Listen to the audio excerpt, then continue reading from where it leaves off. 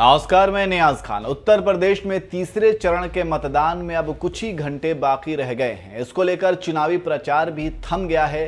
सभी दल जीत का दमखम भरते हुए तीसरे चरण के मतदान पर टकटकी लगाए बैठे हैं। खैर, नतीजा किसके हक में जाएगा, इसका फैसला तो 10 मार्च को ही होगा।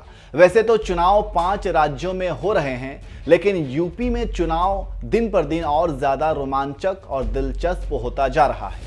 इन चुनावों में रघुराज प्रताप सिंह उर्फ राजा भैया भी मैदान में हैं। प्रतापगढ़ की कुंडा सीट से ही राजा भैया हुंकार भर रहे हैं और उनको टक्कर देने के लिए सपा ने गुलशन यादव को उतारा है। राजा भैया ने हाल ही में एक न्यूज चैनल को इंटरव्यू दिया, जिसमें उन्होंने हर मुद्दे पर बेबाकी से बात की। अखिलेश से लेकर मायावती तक पर उन्होंने अपनी राय रखी। राजा भैया से मायावती से नाराजगी को लेकर सवाल हुआ तो उन्होंने कहा वह एक पुरानी बात है। उस समय मायावती जी की सरकार बहुमत में थी, इसलिए हम चाहते थे कि वह उसके लिए प्रयास करें।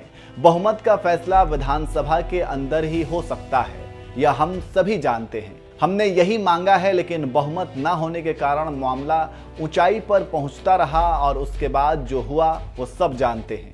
इसके बाद राजा भैया से मुलायम सिंह यादव और अखिलेश यादव को लेकर सवाल हुआ। पूछा गया कि दोनों की सरकार में से किसकी सरकार में बेहतर काम हुआ। इस सवाल पर राजा भैया ने कहा, अगर दोनों की तुलना की जाए तो नेताजी को ज्यादा अंक मिलेंगे और पार्टी के बाहर भी उनका जो सम्मान है, इस मामले में भी नेताजी का कोई जोड़ नहीं है।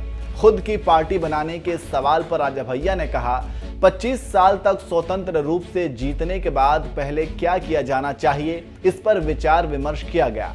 स्वतंत्र रूप से 25 साल हो गए हैं, तो क्या मुझे स्वतंत्र रूप से चुनाव लड़ना चाहिए या मुझे किसी पार्टी में शामिल होना चाहिए या अपनी खुद की पार्टी बना लेनी चाहिए? तो ज्यादातर लोगों ने कहा कि अपनी पार्टी बनानी चाहिए। तो आपका इस पूरी खबर पर क्या कहना है, आप हमें कमेंट करके जरूर बताएं।